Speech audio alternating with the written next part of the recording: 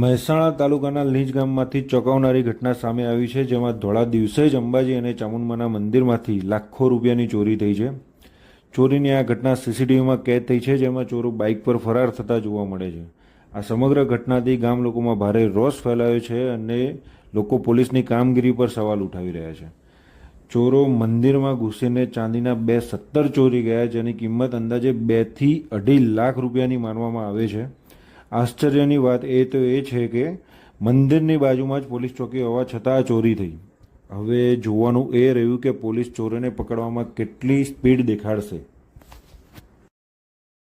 મહેસાણા તાલુકાના લીંજ ગામમાંથી ચોંકાવનારી ઘટના સામે આવી છે, જેમાં ધોળા દિવસે જ અંબાજી અને ચામુંડમાના મંદિરમાંથી લાખો રૂપિયાની ચોરી થઈ છે. ચોરીની આ ઘટના સીસીટીવીમાં કેદ થઈ છે, જેમાં ચોરો બાઇક પર ફરાર થતા જોવા મળે છે. આ સમગ્ર ઘટનાથી ગામ લોકોમાં ભારે રોષ ફેલાયો છે અને લોકો પોલીસની કામગીરી પર સવાલ ઉઠાવી રહ્યા છે. ચોરો મંદિરમાં ઘૂસીને ચાંદીના 2 સત્તર ચોરી ગયા, જેની કિંમત અંદાજે 2 થી 2.5 લાખ રૂપિયાની માનવામાં આવે છે. આશ્ચર્યની વાત તો એ છે કે મંદિરની બાજુમાં જ પોલીસ ચોકી હોવા છતાં ચોરી થઈ.